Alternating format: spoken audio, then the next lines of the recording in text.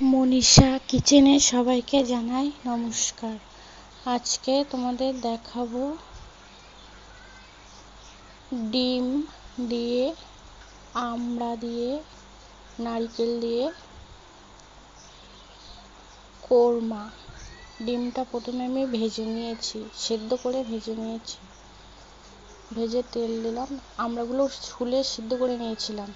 Pressure কুকারে বেশ 5টা মতন সিটি দিয়েছিলাম। এবারে আমড়াগুলো ভেজে নিচ্ছি। আমড়াগুলো ভেজে নিয়ে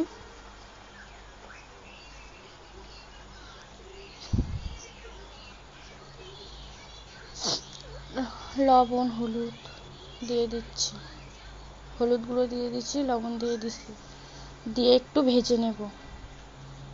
ভেজে নিয়ে আমড়াগুলো সুন্দর করে ভেজে নেব। ভেজে নিয়ে এবার বেশ 2 মিনিট মতন ভাজবো, ভেজে তুলে নেব।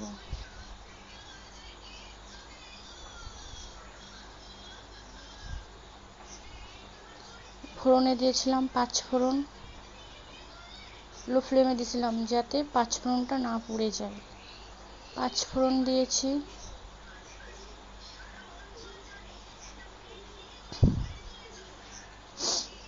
ফ্লেমটা বাড়িয়ে দিয়ে পেঁয়াজ বাটা। তো যদি রসুন খেতে চাও রসুনও দিতে পারো, আমি রসুনটা স্কিপ করে গেলাম। ভালো করে মশলাটা ভেজে নেব। এবার দিয়ে দেব লঙ্কা বাটা, কাঁচা লঙ্কা বাটা।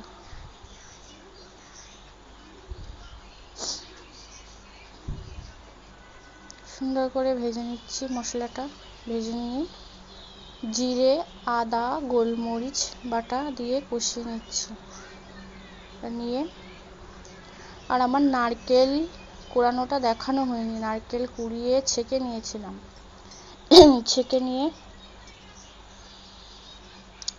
লবণ, পরিমাণ মতো লবণ দিয়ে দিলাম, হলুদ গুঁড়ো,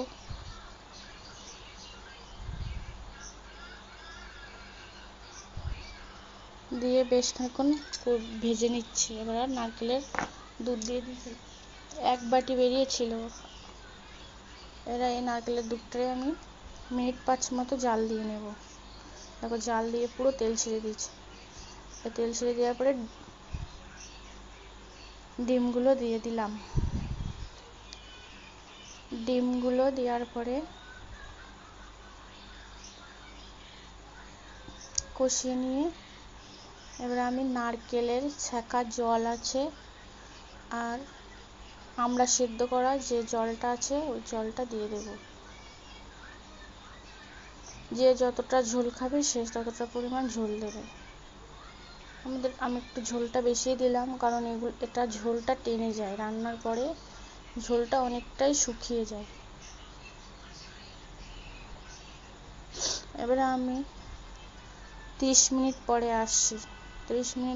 30 মিনিট মতন জাল দেব। দিয়ে আমড়া দিয়ে দিচ্ছি।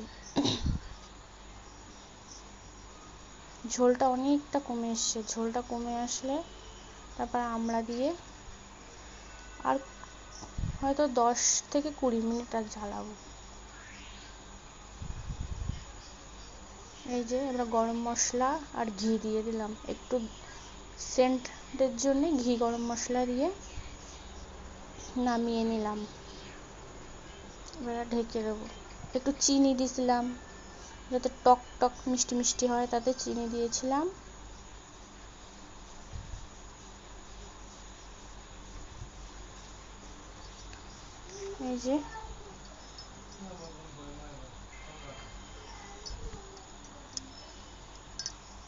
এই যে আমার ফাইনাল